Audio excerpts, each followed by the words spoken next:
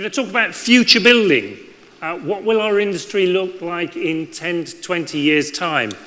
For many of us, 10 to 20 minutes is probably pretty good.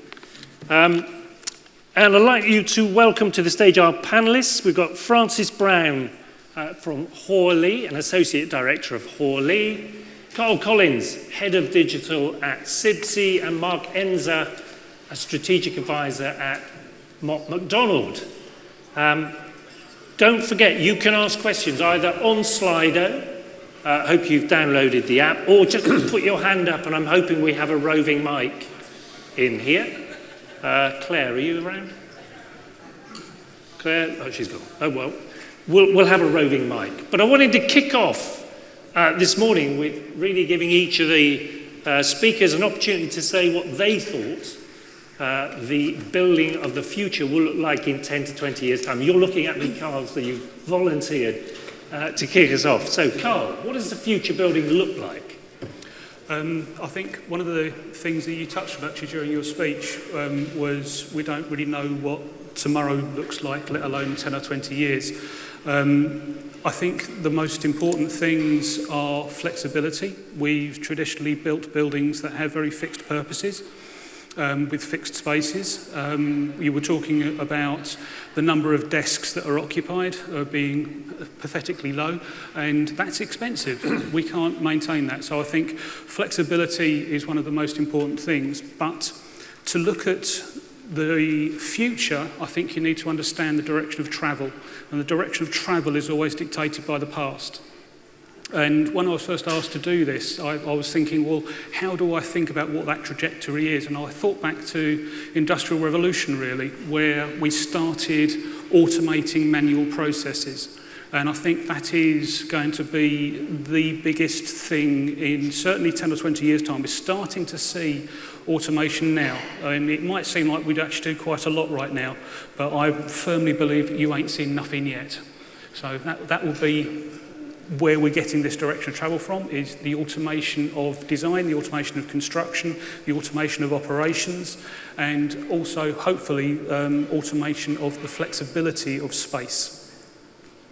Thank you, Carl. Francis, what's your view of the future? Right, so it's a big topic. 10 to 20 years, anything could happen. There are a couple of themes, though, that regardless of what the politicians do or don't do or change their minds about, are happening through market forces and through necessity. So first and foremost, the net zero challenge. I work with developers in London designing buildings. I'm on the board of the British Council for Offices. We talk a lot about where that's going. So now we're talking about net zero and not just energy efficiency. We're thinking, do we build anything? If we want to get to net zero, we shouldn't be building new buildings unless they're absolutely necessary and they give the social value to the people that live on this planet that offset the penalty we pay for the carbon associated with building new. That isn't good news for some people in our industry, but it's good news for us in building services, because that means the buildings that are already there need to perform better, and we're the people who can help that happen. The other side of this is as we've mentioned, about the virtual working environment. People don't have to be in a place in order to make their money. People can work remotely, which means people have choice. This means that you're not going to let an office that's rubbish, because nobody will go there. People have choice. You need spaces that perform, that people like being in, that people see a benefit to being in, because people will vote with their feet. So the combined challenge of having existing buildings performing better, operational energy reduction, electrifying buildings so that we're not using gas, and making these buildings better places to be, this is the challenge for the engineers. It's also a challenge for the architects, but it's moving into our sphere. Further in the future, 20 years' time, So that is in the next 10 years. By 2030, buildings need to be EPC B in order to be let at all. So if you've got if you've got existing building stock, you need to improve it anyway. So that's an opportunity for all of us. 20 years' time, I think the virtual world will progress further. We could well be looking at a world where we are supporting people who are experiencing the world virtually. So their visual experience of the world isn't the space that they're in, but we're keeping them comfortable while they do it, potentially. That's the world that the architects want to be in. They like to be designing without our constraints. And so we could end up with a world with virtual experiences for the visual and the aesthetic, practical experiences for the physical world, and potentially augmented reality between the two. Sorry, that's a little bit further ahead, but who says it won't happen? Indeed, who says? I'm going to come back over here because the view is better. Mark, what's your view of the future building? Yeah, thank you. I mean, firstly, I've got to agree with what's gone before. As with the previous speakers, I'd like to kind of start by thinking about a little bit about how the future works, and there is an element of seeing what the past was and extrapolating it forwards. I agree with that. That's really useful. There's another way that we can look at the future, which is to understand, what we want it to be, what it needs to be, and then work back from that, so that we have to work out what we have to do now in order to get what we wanted. Rather than just be the dumb recipients of whatever the future throws at us, we have a potential to do something to make the future we want. And I feel that some of the stuff we've already heard from the stage today is part of what that future we want is to be. So what I heard was buildings that are fit for people, fit for purpose, fit for life. I couldn't agree with that more. And I think that another thing about this is to see buildings in their context. So not just as isolated buildings, but buildings as part of the built environment. And I think that when we look at the whole of the built environment, then it's good to say that itself needs to be recognised having purpose. And I believe that the purpose that we need to see for the built environment, like the whole thing, is that the purpose of the built environment should be to enable people and nature to flourish together for generations. So it's not just about people, it's about people and nature, because we know we can't do it without nature. And also it's not just for the current, it's for future generations. So I think it's all of those things. And in order to get to that kind of future where we're meeting that purpose, then I think we need to be a lot more connected. So this, for me, is the future that it needs to be. It's a future of more connections. So yes, absolutely looking for that integration within buildings. And I think David has already spoken about that. We need that. But also integration between buildings and starting to see how the whole thing fits together. Because I think at that big level, the massive challenges that we face are systemic. Climate change doesn't happen in silos. We can't solve it in silos. And we've heard about net zero. I would make exactly the same argument about achieving climate resilience and circular economy. And for that matter, we can move towards equity in our environment and biodiversity and security. These are systemic issues that need systems-based solutions. Buildings are part of that. But the only way we get to the right answer is actually through connections, through integration. Thank you. So, quick reminder, you can ask a question either by putting your hand up, we've got a roving mic, or via Slido, where it can be anonymous if you don't want your name on it. Mark, that point about buildings need to be interconnected and that social value of buildings, I've always kind of thought that in the construction industry, and I'm including building engineering services within that, we're under the misapprehension the client wants a building. Actually, they want a return on investment. How do you break that link between people who just want a return on investment and a short interest in that property, which is going to be there for 200 years or so, because they're going to trouser their bonus and disappear, leaving the rest of us to live with the consequences. How do you break that link that we need a new governance process in this? Yeah, well, I think it is exactly that. It is new governance, but I think it's new governance that sees the bigger picture. And so we can't see construction as the whole universe. Construction is just one process in a kind of an infinity loop of many processes. So when we look at the processes which are relevant to the built environment, I think that the most important one is use. That's where we get the value from the built environment. It's us using it. And it's not just using the building, it's using the transport. It's using the water. It's the services that we get from it. And I have to just add in brackets, it's not just the services we get from the built environment, but also from the natural environment. The air we breathe, the water we drink, the food we eat. They're both important. So use, to me, is the most important process. But then in order to make the built environment available for use, we need to operate and maintain it properly, forever. And then construction is just one piece of a kind of a loop that happens whenever we need something new. And I completely agree with the point that it's better very often not to build something new. But that means we need this bigger picture where actually the projects are interventions on the system, and we actually need governance which is fit for purpose. And to my mind, governance which is fit for purpose will address the whole of those processes in a kind of an infinity loop that are kind of connected. And one of the key connections, I think, between them is an information connection. So again, I like what you're saying about the virtual world, because one of the key ways to break the silos is to enable an information flow across the organizational and sector boundaries.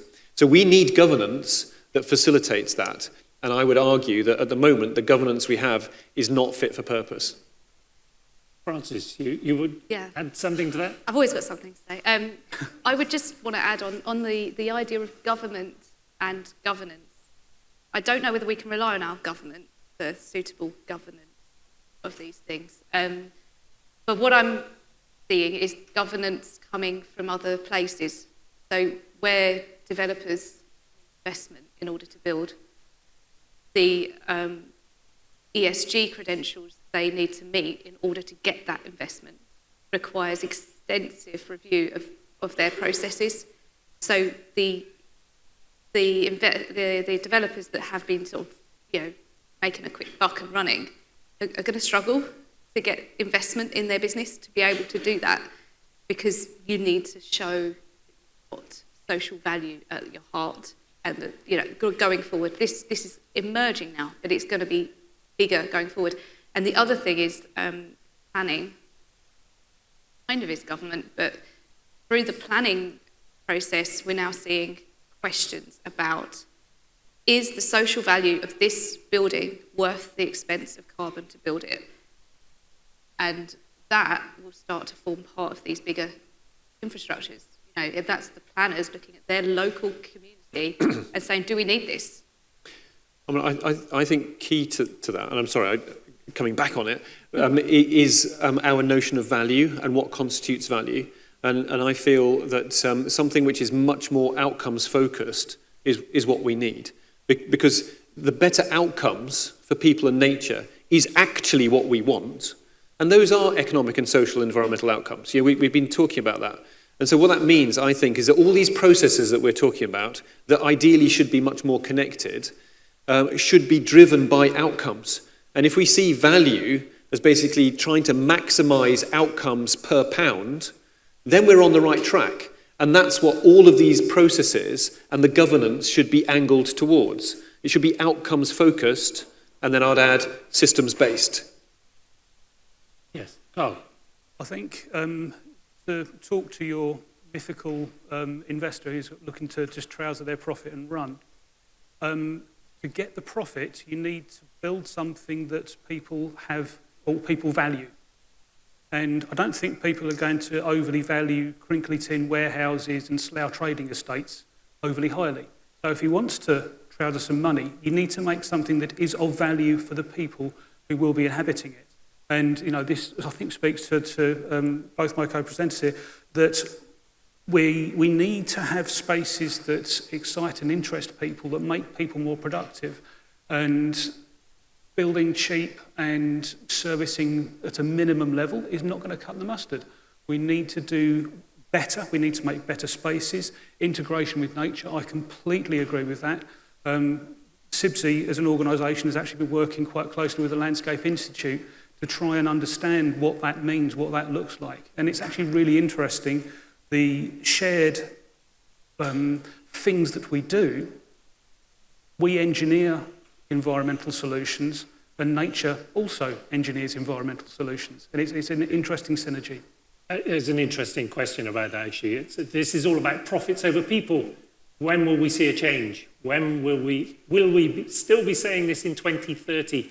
And who is going to stand up and make a change? Interestingly, I'm married to a Finn. Finland, they have a totally different approach. And that's basically because they're very close to Russia.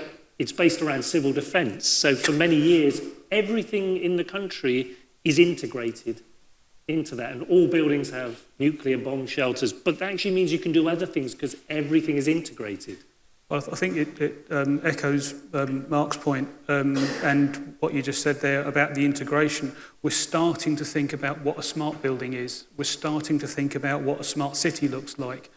The smart buildings will sit inside the smart cities. They need to communicate with each other. They need to communicate to the wider environs around it. And also the bits between the cities, that needs to be understood better as well. We're starting on that process. We're writing standards about what a smart building is or is not. We are increasingly putting controls and sensors into the buildings that can actually feed into data lakes that can allow us to see trends that will otherwise be hidden. I think the integration is really important, but if you don't consider the people, where does the profit come from ultimately? The bits between the cities, you mean the countryside, I take it?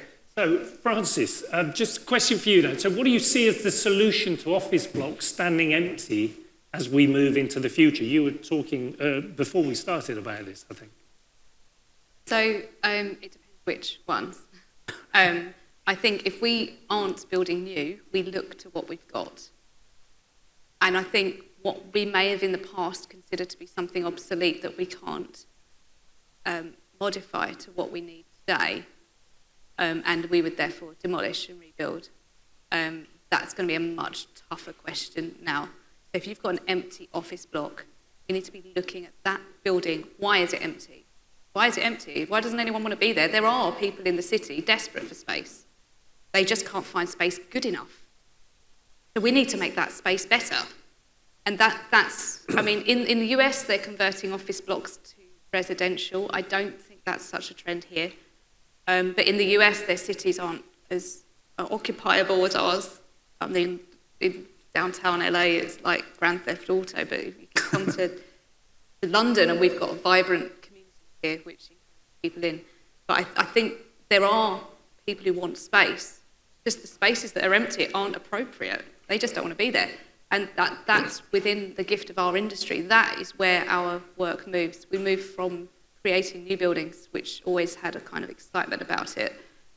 People made lots of money, and because it's exciting to create something new, to putting all that effort into those buildings and making sure they're appropriate for today. That may be change of use. Where appropriate, it may be that we make labs or places that people need to be there to use. I just think it's a change of our society, which our buildings need to start reflecting.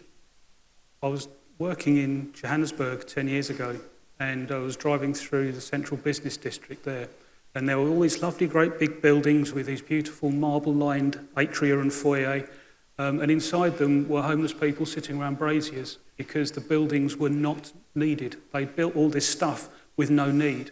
And, again, to Mark's point of build the future with the end in mind, that the end was not in mind when those buildings went up. And I do not want to see a dystopian future such as I saw in Johannesburg 10 years ago. I'm afraid our time is up, but one final question, which I'm going to modify the one that's up there slightly. Industry 4 and beyond demands a harmonisation of people, technology and data. What should building engineers do to prepare themselves for this change? Mark? Really good question. I think that the people tech data is an important, important three things. I'd also add process in there, and I'd probably want to change data into information, because I think that the running through all of this is the importance and value of information. The reason why I think it's so important is that in order to get to better outcomes, we need to make better decisions. You make better decisions based on better insights. You get better insights from better analysis of better data. So there's a direct connection between data and outcomes. But the key thing is about putting the right information in the right hands at the right time to make the right decision. So this is not taking people out of the equation, it's putting people right at the center of it to make better decisions. But it has to be based on information. So I think we should put tech in its place. Tech is lovely and shiny and it's nice and we get very excited about it. But it's meaningless unless it's an enabler of something else that is more important, which I think is getting the right information to the right people. So really what we need to be doing is making better decisions faster. And that's better planning decisions, better operation decisions, better design decisions. And the facilitator of this is information. So lovely question. What we need to be doing actually is seeing the value of information and getting it in the right hands. Francis, anything to add to that? So the use of data is something that everybody thought we were doing, but we weren't. And I think it's time that our industry grows up and uses the resources that we can now access by having more intelligence in our buildings. We can start doing what everybody probably thought we were doing before, which is using real data to base our decisions on, science-based decisions. We need to harvest the data and use it, and I agree with you. It isn't about removing humans, it's about making humans more effective. Very briefly, Carl, if you could. How briefly do you want? I can do it in 3 words. 3 words, that'll do. Perfect. From data comes information. From information comes wisdom. Thank you. So, thank you, Mark, Francis, Carl, for your session, and thank you for your questions.